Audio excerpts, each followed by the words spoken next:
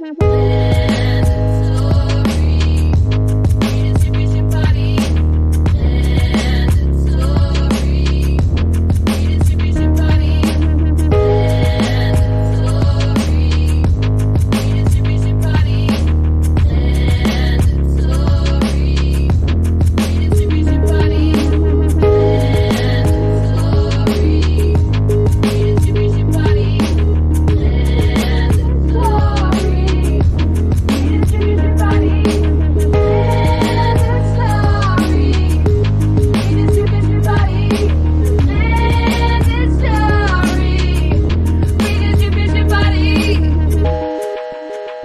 Hiya, love, and welcome to another episode of Mandatory Redistribution Party.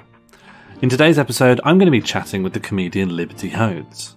We're on episode 22 now. Me and Jack don't tend to talk about comedy or being comedians very much. So in this episode, I'd like to rectify that by putting a spotlight on someone who thinks is doing some very interesting and good work, my friend Liberty. I've known Liberty for about 5 years now. She's a delight. The comedy club she co-produces, the comedy night that passes the Bechdel test, I think it's a really interesting model that tries to not only give extra representation to women working in comedy, but also it flattens out a lot of pre-existing hierarchies that exist in the industry. Liberty's current work in progress show, Hot Commodity, is excellent. An art comedy production about the relationship between commodification and the mental health crisis. So I invited her around for a nice chat about everything from satisfaction culture to Reddit to the history of Tetris. Enjoy. So I think at the moment there's like a satisfying wave, which is kind of endemic on the internet. So videos like soap cutting, slime, sounds, peeling things, and like the idea of this being like the truest and most pure idea of satisfaction, and that people watch these videos to attain this idea of almost like what's that that kind of Christian evangelical satisfaction? Yeah, it's transcendental. Yeah, transcendental satisfaction. But I have a theory that as our generations now are becoming more and more precarious, and we don't have the option of stability, and real job satisfaction is rarer and rarer, people are trying to kind of find these takeaway kind of instant satisfactions to kind of like wash them over. Yeah. So you have a feeling of calm and stability and well-being, because you can't attain that from where you should be getting your satisfaction, which is like work and life satisfaction, is really hard to attain now because there's no structure in place. So I think satisfaction, maybe there needs to be a genre name for it. Satisfaction wave. Do you think that also counts for like, I feel like there's also like a genre of video of people looking at how factories, like the machines make stuff. Like here's a machine pumping out like 1 million M&Ms. Yeah. And you see that process happen. How things are made. So you're saying that's a response to labour alienation. Like used to be the case that someone would build a chair. Oh, I've made a chair. I feel absolutely smashing. Oh, I had a really good day. But now I'll watch a video of someone else building I watch a video of a machine building a chair. We kind of take a step back we kind of become these kind of, I don't know, vegetable states with satisfaction pumped into us, rather than leaving our form to attain satisfaction. So we don't go to satisfaction anymore. Satisfaction comes to us. And we're kind of in our chair. I've seen like GIFs of illustrators who've made like, you know, non-real depictions of satisfaction. Like, yes, maybe I've described that really oddly. Like someone who has made like animated illustrations of just things fitting neatly into containers or shapes. Disgusting. Or things like tessellating perfectly. But they're not even real. They're like, they're just illustrations. So it's like removing another layer between achieving real spiritual satisfaction. That's incredible. But there was always Tetris. Maybe Tetris is the counter argument. Yeah. Because Tetris in the 80s was designed for shapes to fit together satisfying, but also they had, I don't know. They had Soviet overtones though, right? Because do you know Tetris started out its life as it was like a pattern recognition test for people that was going into some forms of the armed service in the Soviet Union. I had no idea. Yeah, so Tetris. Whoa. So like that, do you know the theme music that everyone knows, which is like Tetris Music C? That's actually an old Russian folk song that was just appropriated for the. Like you can find it's a song about some guy who is in love with one of the female fishmongers, and it's like this proper old Russian folk song. It's almost like a fishwife's tale. And then that got turned into this like 8-bit music for the Game Boy version, and apparently like the Soviet Union like seized the copyright for this game off this guy.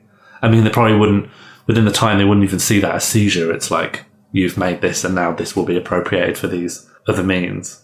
That's incredible. I had absolutely no idea that it originates from folk song, and I'm going to listen to that as soon as we're not doing this. I'm going to listen. It's a real game changer. I had no idea. So I guess it's like an alternative to capitalist Soviet satisfaction. Yeah, I think like this is always said tongue in cheek, but the idea of Tetris actually being about like interpersonal conformity. Listen, you might be an L piece, or you might be like this piece with like a tetromino coming out your side, but you could all fit together to make one powerful structure. Although a lot of us at the bottom are disappearing. That's amazing. That is amazing. And like the uniform nature of it as well. Very Soviet. I've never considered that. And I'd see like let's say you say that's the archetypal Soviet abstracted satisfaction. So it's not like the satisfaction of genuinely making something that bring you life satisfaction. You're arranging pieces in a digital board.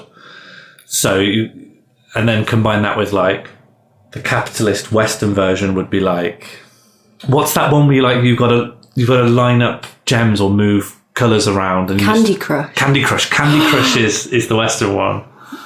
Because I'd say the key thing is that Candy Crush doesn't really rely on the same level of concentration. It's got higher production values, but arguably less character. Yeah, and it's more accessible as well. I think Tetris is actually quite hard.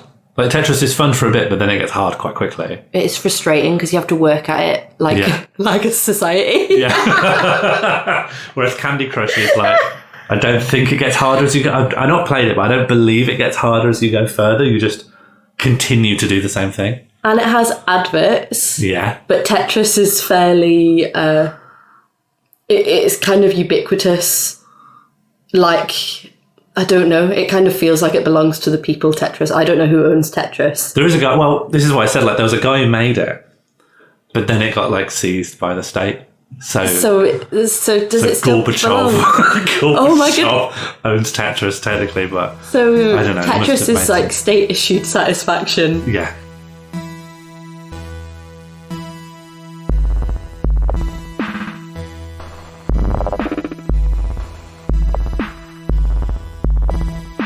Tetris is really the story of two men, Alexei Payitnov and Vladimir Pokhilko. Payitnov was a researcher and computer engineer, allegedly working on early prototypes of speech recognition software, and if rumours were to be believed, this software was intended to be used by the KGB for bugging and wiretapping. In the 80s, you couldn't practically record continuously. You'd need a heck of a lot of tape. So much so that your wiretap may not be sufficiently inconspicuous. So software that could listen out for particular keywords, then hit record on perceived enemies of the state could go a long way. Working at the Academy of Science, Payitnov would make little games and puzzle softwares in his downtime. One such game, based on the Pentomato toys, little physical block puzzles of interlocking shapes that can be combined to make a larger shape, normally a cube, he made with the help of his friend, Vladimir Pokhilko, a clinical psychologist specialising in human-computer interaction. The game was called Tetris, a portmanteau of tetromino, the name for the pieces used in the game, and tennis. I don't know how the tennis thing fits in. That confused me too, don't worry. It was Pokhilko who used Tetris in his clinical psychology to test spatial awareness, reactions, anyone who could go on to do a T-spin got a perfect bill of health. Pieitnov created lots of other games that no one really now remembers, including a sequel to Tetris, which has been forgotten by time. It's called Welltris, and it moves the game into 3D. Welltris is very confusing, and I'm going to try and explain it, but you'll really have to put in some effort with spatial imaging to try and make this work in your own head. So imagine a cube. We're going to remove one of the sides of the cube. That cube's got 5 sides remaining, and we're going to look into this cube from the side that we've removed. So we're looking now into the interior of a hollow cube. There is a flat square plane facing you from the opposing side of the cube, and the remaining 4 sides are 4 walls sloping down from the top, bottom, left and right that intersect with that plane. That is the game board of Welltris. Tetrominoes are then going to appear in 2D, falling down the walls of the game board as though each of those walls are in themselves Tetris boards that we're familiar from the Game Boy. Now, those tetrominoes will fall down the walls, but then come to rest within the grid of the opposing plane. Are you following? I expect not. Completed rows or columns then, which appear in the opposing boards, will still disappear like they do in Tetris, but now the tetrominoes can appear from any cardinal direction. It's very confusing. I strongly recommend you look it up rather than rely on my description. The box art for the game had a massive hammer and sickle on the front. It did not sell well, and if you really want to have your mind blown, you need to look up 3D Tetris for the Virtual Boy. They also developed a game called The Fish, one of the earliest virtual fish tank simulators, which in 1996 was declared the 13th worst video game in the world. Now, being citizens of the Soviet Union, they were not realistically able to export or make money from their invention, and given it was made using the facilities of the Academy of Science, the intellectual property of Tetris was transferred to and owned by the state. However, it was also around this time that a deal was made with an American firm, and the game was released commercially in America and then eventually the world. It did incredibly well. Now, almost all the reporting I see in this story feels like it gets a bit ideological here, because it always frames these two as these frustrated, furious, robbed individuals, and yet that's not what really comes out of their mouths when you read interviews with them.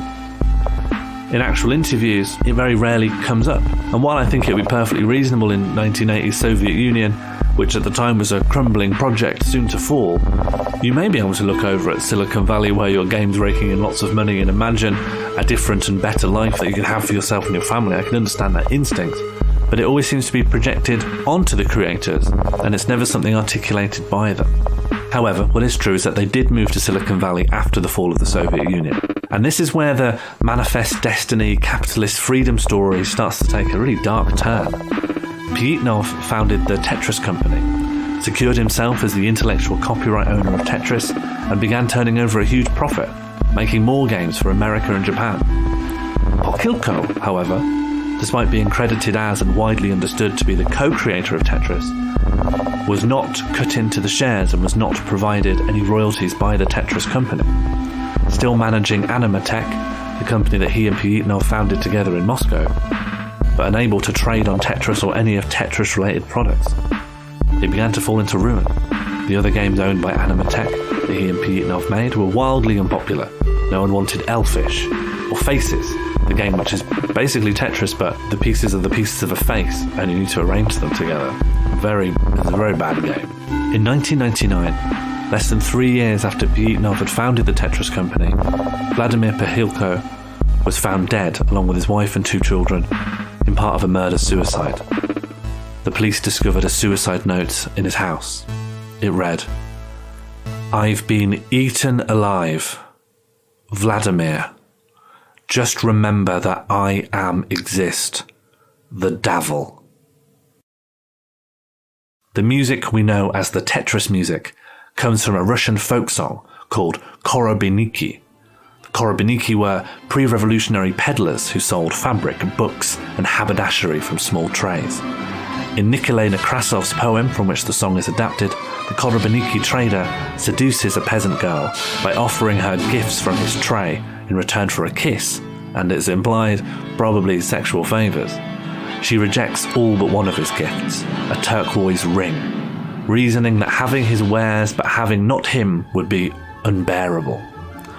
The next morning he pledges to marry her after he returns from the day's trading. The song ends here, but the poem concludes with the peddler being robbed and killed by a forest ranger that he asks for directions after an auspiciously successful day's trading at the market.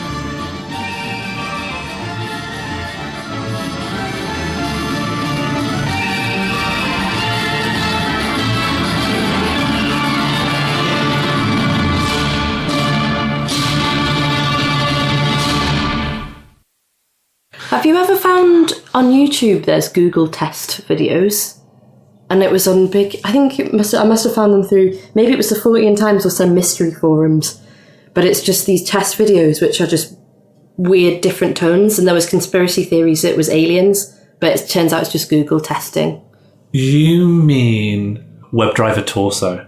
What's WebDriver Torso? Is that what that... So the name of the thing is WebDriver Torso. And it was always two shapes, one red rectangle, one blue rectangle, always different sizes, always different positions, and then about 8 to 9 random tones. And it uploaded like a video every 5 hours on the hour for like years and years and years and years. But people thought, because when everyone was trying to work out what this is, when people uncovered it, quest to understand it. And the only thing that people could think of was something called number stations. And number stations existed at different times in the 20th century. And they were radio stations that would just broadcast random tones in a loop pretty much forever. Why is that scary? Because there's nothing threatening about it. But why do I feel now a little bit paralysed with fear all the way down? Just my arms are very scared right now. I think thinking about tones... I think it's the sense that something might be trying to communicate and like the sense of mystery around it. I had a real mysterious moment a couple of months ago. I live in a room with a balcony, so I'm not showing off, it's just true. So I've got a balcony is my only window, a door, and it was obviously a really hot summer. So one night, I think it was like one of the last few hot days, I slept with my door slightly ajar because otherwise I would have died. I would have turned into a piece of, I don't know, a crisp or a piece of potpourri.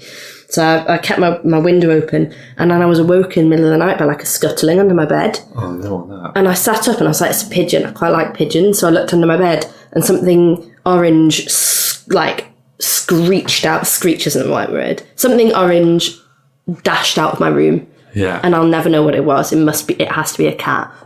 But what if it was something better? Like a flame. A flame. A ghost. Definitely not a ghost. I thought maybe a squirrel. I thought maybe a fox, but I don't think foxes could get up to my room without a stairs. Yeah. But that was really scary. Yeah, that sounds quite scary. It was really good though. I was very thrilled. Like it was that good kind of scary where you're excited because you're scared. Roller coaster style. Yeah, but I think if I was hearing knocks and patterns and I felt something was trying to get through to me, I would be very upset. I wouldn't be excited. Or sleep. Have you ever had sleep paralysis? I haven't. Oh, it's really good. I've woken up a lot and not understood what the clothes horse was, and that's what scared me. Clothes horse is quite tall compared to me laying down. Really quite spooky sometimes. Yeah. Because its shape is disguised by whatever clothes I happen to have put on it. So it just looks like a thing I don't know. I don't know this thing. And also if it's clothes, I guess it kind of resembles some distorted human shape. I don't know. If a human just wore clothes by hanging loads of shirts over his arms, or I don't know if I'd feel threatened by that guy. I used to hallucinate quite a bit. So once, when I think in my first couple of weeks in living in London, when I was in student halls, I woke up and I hope I hallucinated my friend Samson sat under my desk. But he vanished, so I assume... And it wasn't that he died, he was still alive. Yeah. And I once hallucinated my friend Cedric was in my house and he came and said hello. And then I got up in the morning and I asked my housemate at the time, oh, when did Cedric leave? He was like, he was never here. again, not dead. You've got friends called Samson and Cedric. I went to art school. Everyone's called. That's not the beginning of it. I've got all sorts. I also have hallucinated my mum coming and stroking my hair when I've been in completely different cities. Are these things ever nice?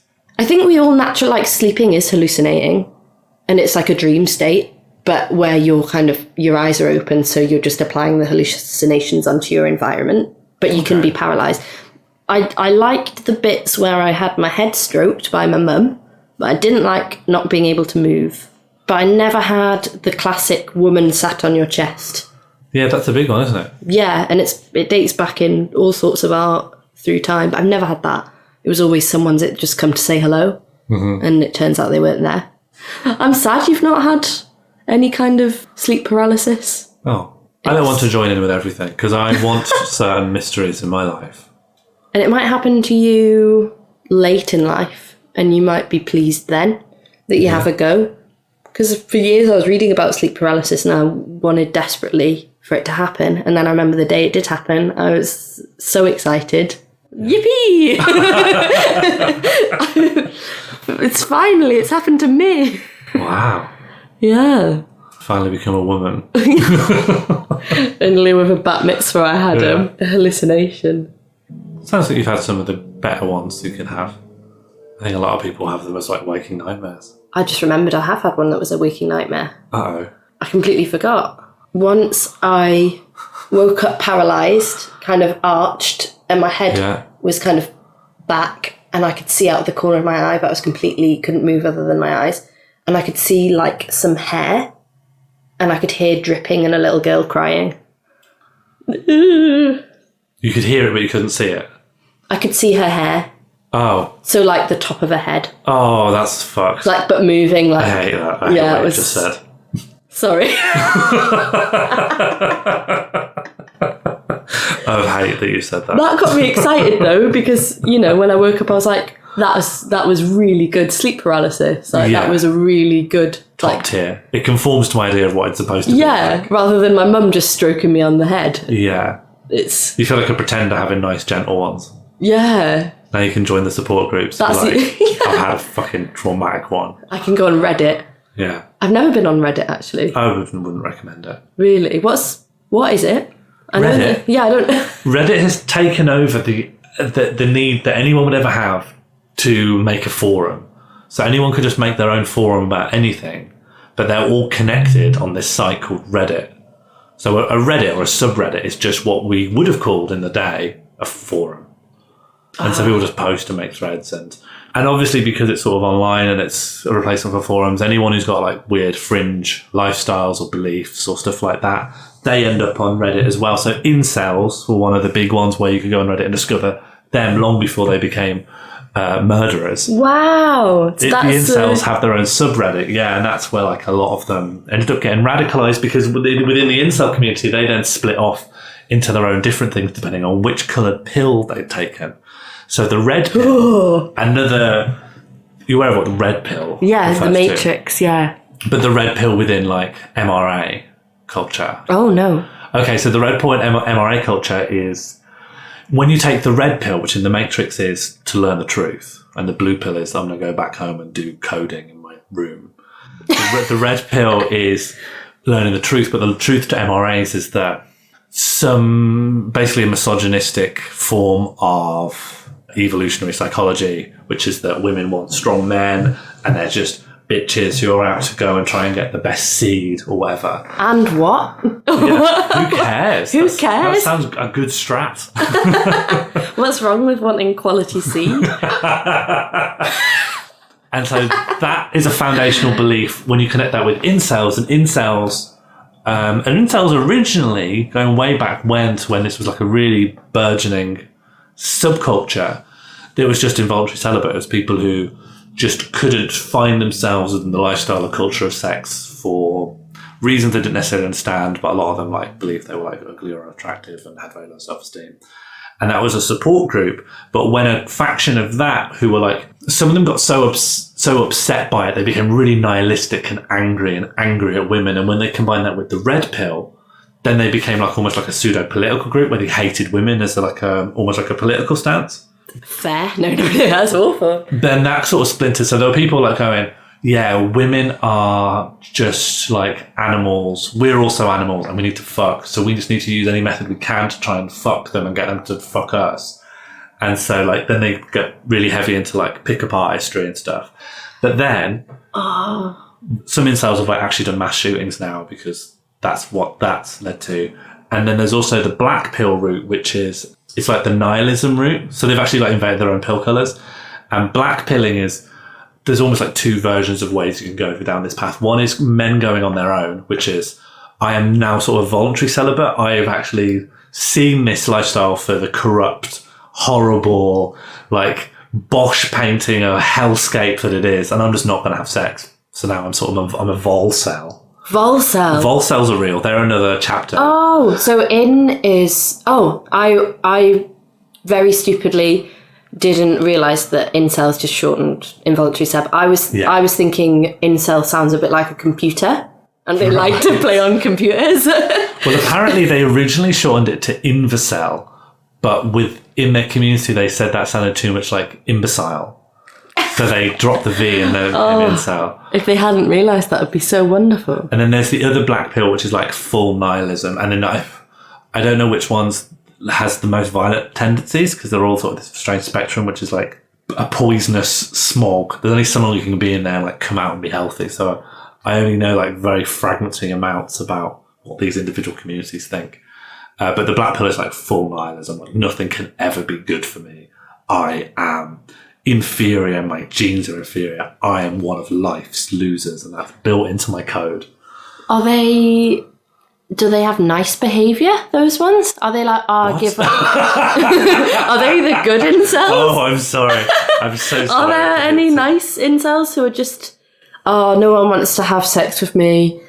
Oh, well, I'll just be nice to him and see them as my friend. You gentle creature. No, they're not actually.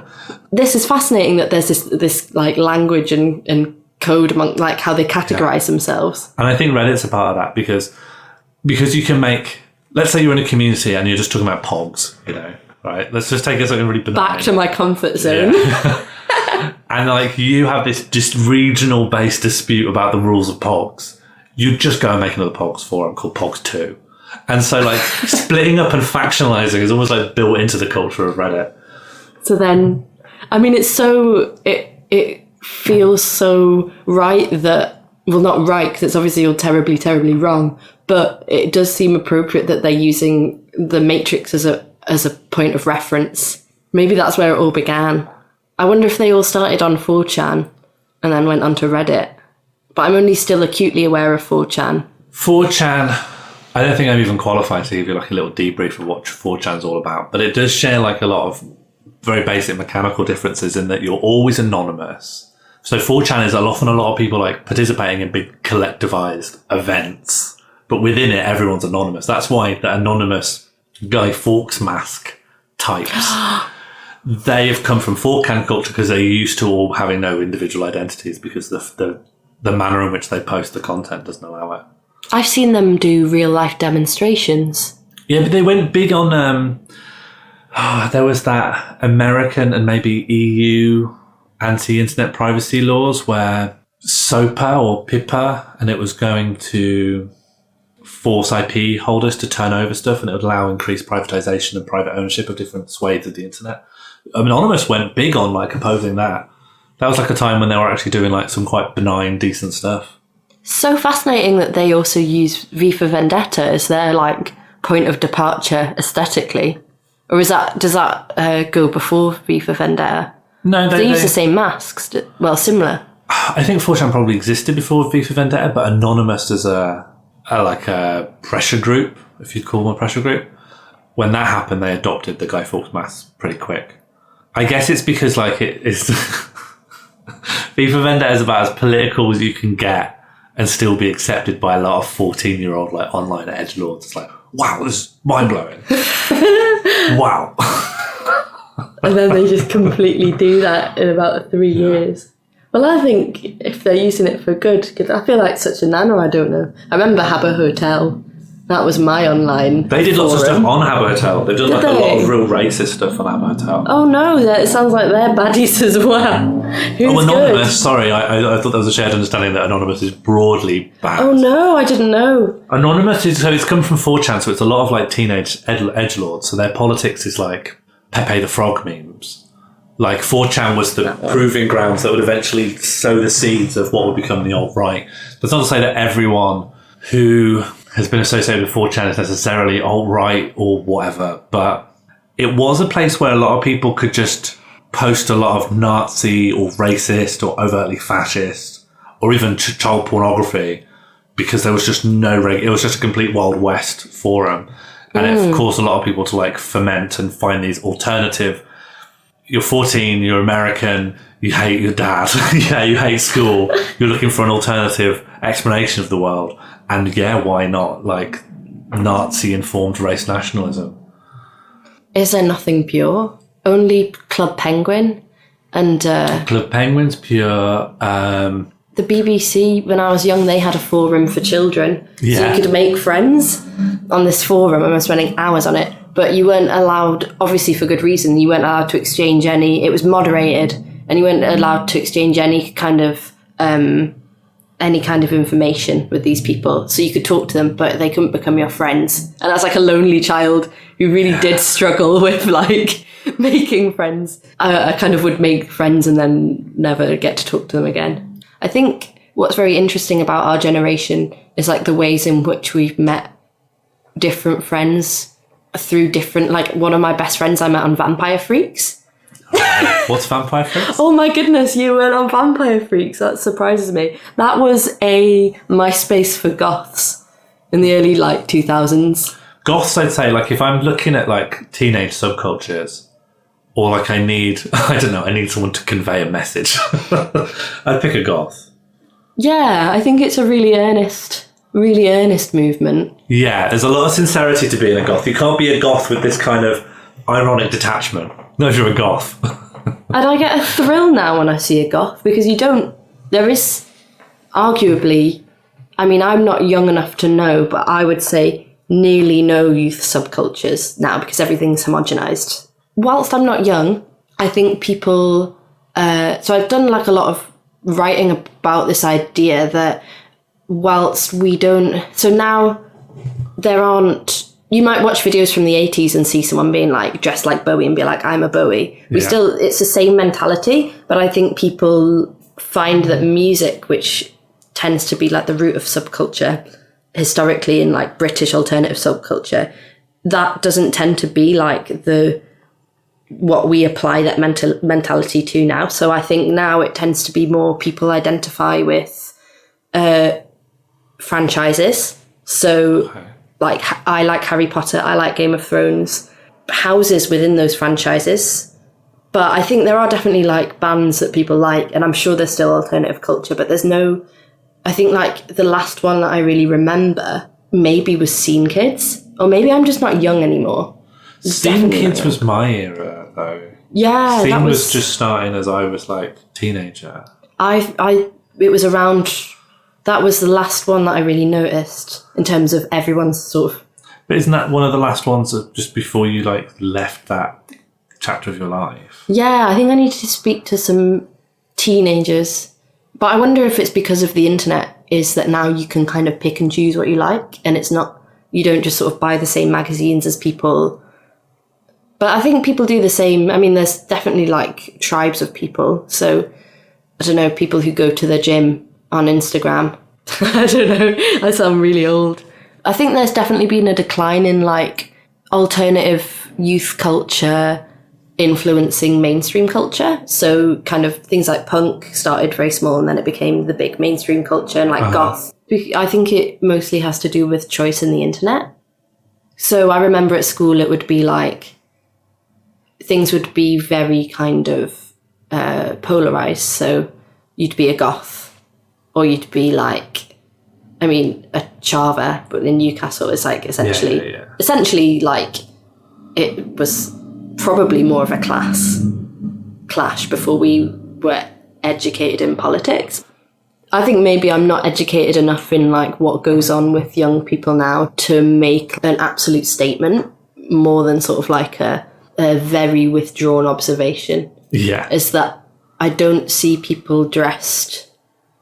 There doesn't seem to be like the performance of subculture in the way there used to be. There was almost like a layer of drag, being a goth or being a scene kid. I mean, people do wear a lot of makeup now, but it tends to be universal. I think every city had this area where all the slightly alternative teenagers would just be on a weekend. Did you as well? Every city did. I've had this conversation with loads of people. So this is so interesting because in Birmingham there was basically, we all knew it as Pigeon Park, but it was called St Philip's Place. It was the grounds and graveyard surrounding this very central church in the middle of Birmingham, and everyone would tend to congregate there. I don't know why, to the point where like the police kept getting involved to try and chuck people out because it became intimidating. It became intimidating. People just wanted to use this park as a cut through. Like a lot of people were underage drinking or just straight drinking while being overage. There was the goths over there, the scene kids over here. Indies tended not to touch it. Indies would go down to like Solihull. And people would be playing music, or there'd be like some like circus skills guys. But it was really like really segregated. It was almost like that idea of an American high school cafeteria where it's like those guys over there, those guys over there, those guys over there. But the weekend version, we had that. We had the green, known to people who weren't alternative as the hippie green, because if you were kind of any alternative subculture, you were just a hippie. That's what you'd be referred to. And it was exactly the same. It was almost like a kind of wide-lensed, incredibly detailed painting of underage drinking, men who refer to themselves as an Uncle Kev, who are like 28, with like 14-year-old girls sitting on their knee. True. Just disgusting. Lots of underage drinking, lots of me snogging any boy with long hair, to be quite honest. But you'd go on a Saturday, you'd go home at 4 o'clock for your tea. You might go on a Sunday as well, but there'd be nowhere near as many people. The green was for Saturdays. Yeah, the green was definitely for Saturdays. Yeah, we had a guy called, he was known colloquially as Satan. And he got a pentagram scar tattoo on the back of his bald head. And the priest hated him because he'd somehow managed to find a way to go under the paving slabs and change the water pressure in the church. That's incredible. Just like the real Satan would do. Yeah, it was really funny to be like, what's the priest doing? Oh, he's just going after Satan again. Did everyone And Satan would just run away when the priest came out. He sounds like a slippery little thing. He was a big guy. Satan. Oh, he sounds quite like Satan's doing the prank. He was like the untitled goose for the church. He would just prank the priest and then run away. You should tell me more about the show you're doing called Hot Commodity. It's a multimedia Frankenstein mix of live art, lecture, maybe a little bit funny, but not a comedy show. But it's all about the links between mental health problems, the epidemic of mental health problems at the moment, and capitalism. So it kind of looks a lot at self-care and the idea of capitalising on fear. So that kind of also links into like environmental concerns and greenwashing. But it's a big work in progress. I think it's going to take me 5 years to finish it. Or maybe it's very big. That's a huge scope for a show. I wonder if it might just be 5 different shows that I do over like 5, like it just keeps changing. Like the idea of like if you repair a chair, like you replace the legs and then the rest of the chair breaks and you replace that. Is it still the same chair? Yeah, I think in terms of genre, I really struggle to define what it is. What is it that you're trying to convey, or what is it that you believe that you're trying to put into the show about the relationship between mental health, commodification, and capitalism? I think what I found quite helpful is to kind of abandon the stance of it being me telling you how it is. Or my opinion on how it is, rather than like presenting suggestions and showing evidence, but also there's lots of video work in which is like jammed up bits of YouTube videos to kind of demonstrate things, but also I'm trying to make it less depressing. I think it's tough when trying to turn any of this capitalism exploration into performance to just not allow it to be depressing. Like, Yeah. do you ever get the feeling that if you were to make it, if there's too much levity, you're like not really making the point you're trying to make? It's really, really hard. I think that's what I'm trying to find the balance between. Is because like there have been shows where it's kind of felt so depressing that no one's even said well done afterwards. And that's what you say to people even when they've done bad. Yeah. People are just kind of left quietly and sad. But I think I'm trying to, in terms of like, for the value of entertainment, create an arc of different feelings to kind of protect the audience from feeling sad. Right. Because that's not the efficacy. I think what I'd like to do is kind of convey things that people are already thinking so that people can go, oh, I think about that all the time. Or like maybe plant some seeds in people's heads so they can be like, oh, I can think about this now. But also, I think I do throw in some like alternative suggestions for, or like how to make the most of the state that we're in and how to kind of like use your own like subjectivity as a person, kind of like localize it so that you don't feel like you're, you know, in order to look after yourself, you have to buy lots of things so you don't feel kind of indebted to capitalism to solve your problems. I'm a big fan of the comedy night that you run in Newcastle. And yes. London as well. Yeah, mostly Newcastle, sometimes London. Yeah, the comedy night that passes the Bechdel test. Yeah, it's my favourite thing to do. Like, I think it's almost quite radical the way that you've made it work. It's not just that it's a night that focuses on female representation. The fact that it's neither a new material night, nor is it got the traditional structure of a comedy night, which for our listeners, if you're not familiar, comedy nights can broadly be put into two camps. You've got your showcase nights, we've got like a big headliner who's probably been on the TV, and then you've got like some smaller people doing different spots in between. There's like a very clear hierarchy and structure within it. And then you've got new material nights, which people don't really pay that much money, comics don't really get that much, if any, money, and it's just sort of a proving grounds, like a friendly space to try new stuff out. Whereas yours is in the middle ground because you're actively curating the night. You're picking people you want, but you're not allowing there to be any hierarchy between the different acts, and you're still charging people to come there so that you can pay the performers. And I don't think I know many other nights that run on such a egalitarian basis, and yet it's still so successful. Yeah, I think it's the balance that we started with, so we've not really had to play around with it. So we pay ourselves for our spots the same as everyone else, but nothing more. But it is quite nice because we really do just do it for the love.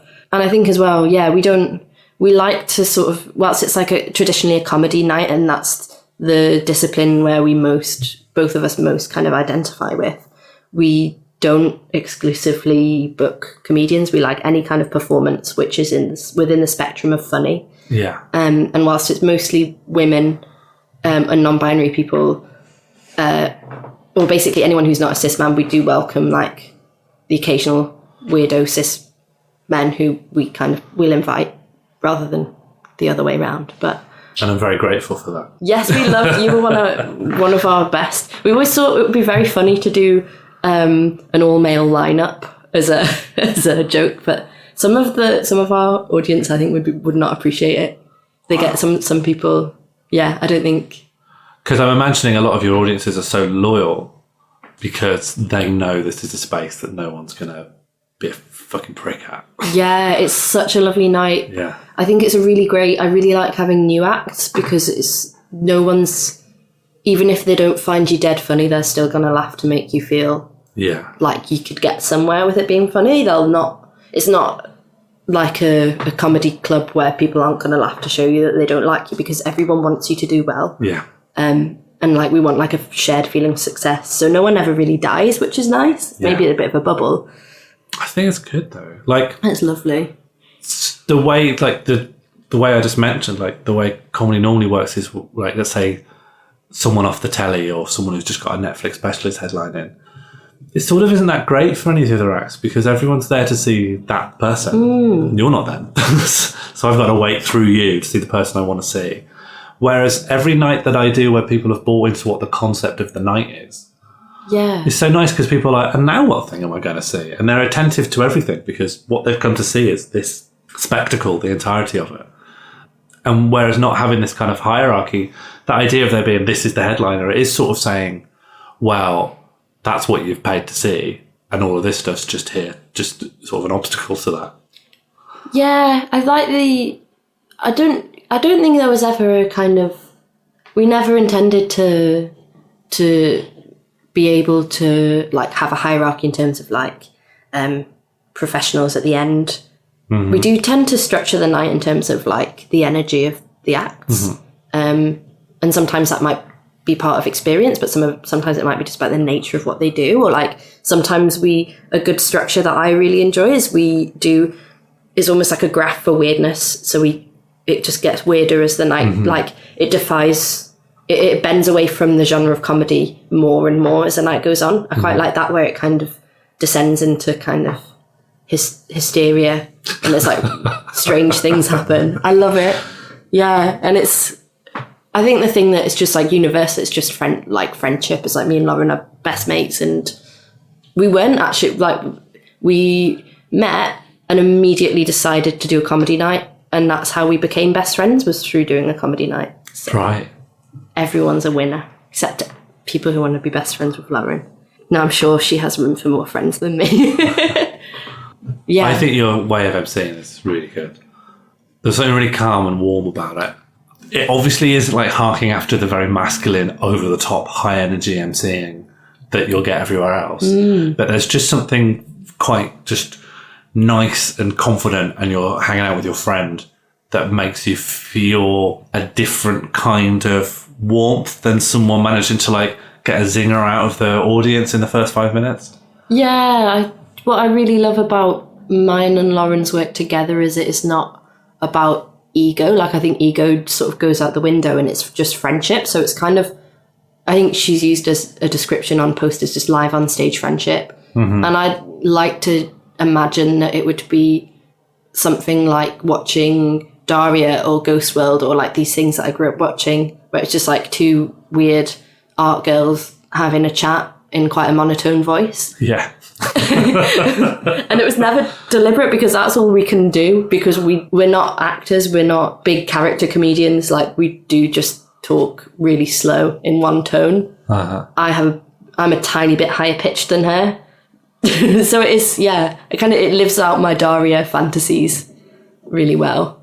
Yeah, no, I'm really, really pleased. And I think people keep saying really nice things about MC, and it makes me feel like valuable, which is nice. I think it's a great model for how a different kind of comedy night can work. People are informed by the title that it's not going to be filled with arseholes. And people therefore buy into the concept of the night. They're not being ushered there to be like, oh, you can see someone who's seen somewhere else. A lot of the people who are on aren't like incredibly well-known comedians or anything. They're all like great and competent and stuff, but they're not famous. And that means that people can sort of not get, you know, that feel, I mean, you'll know this intimately, that feeling of like comedy nights where everyone's like, it's so competitive and it's so like masculine, and everyone's got to get loads of laughs, and it's almost very sports-like you're doing some sort of Olympic competition and you want to get more points on your thing than everyone else so that you win the night. Yeah, I know that feeling. It's just pushed in the other direction. It makes everyone feel so much calmer. Yeah, I think what we want is for everyone to do well and everyone to feel great. I think like something that's really important to us is like the idea that it could be your first gig, but will treat you really nicely, will not make you feel inexperienced. You know, hopefully will like give you a good first gig, so you want to keep doing it, especially for women, because we just want more. I think a lot more have come out of the woodwork, like a lot of people who want to try things and they might come and not do it again, but it's a good chance to kind of give people a really good experience so they can come, do well, get a bit of money, and then not think, oh, I'm not going to do that again, that was fucking horrible. Yeah. So it's kind of like creating the right temperature environment for like growth of like new underrepresented comedians. I mean, that said, it's still, I think we do have like quite an issue in terms of like achieving the representation we want because of finances, because we don't make a lot of money. We can't, and the Northeast comedy scene is amazing, but it is very white. It's incredibly white. Yeah. So it's very hard to then, you know, we want to diversify our lineups, but we're going to have to start fundraising to do that. So we're not there completely, but I like what we do. I think that your night creates a real good model for how stuff like that can start to be done and make those environments welcome to people who might be a bit skittish about the idea of trying comedy. Yeah. Comedy's terrifying. That's what it's so scary. It's really scary. I've been doing it for like on and off. Like I wouldn't say I'm not very driven. Like it's definitely not what I want to do for my grown-up job. I've just been doing it for ages because I love it. But I've been doing it for 8 years, getting on for 9 years. That's disgusting. But I don't know. It's there's so many nights that I just find really disheartening. Like I've done alternative comedy nights where I've been heckled by the MC about my tits. Like, Right. yeah, it's just rubbish. But I hope we do it forever. We really want to start doing it a bit more in London, and maybe, well, I want to do it more. I'd rather focus it in the north of London. And I think it's always great to have nights for alternative comics in the north because there's such a thriving scene. I definitely feel an affinity with all weird northern comedians. Yeah. Like I feel like we're a big gang, which makes me feel really cool, even though I live in London, but it makes me feel very cool and part of something. So I hope we can do things. I'd like to start doing them in Manchester, but in places where we can get more people, from these like smaller, like there's these weirdo comedian diasporas around the north. Just the best, absolute best.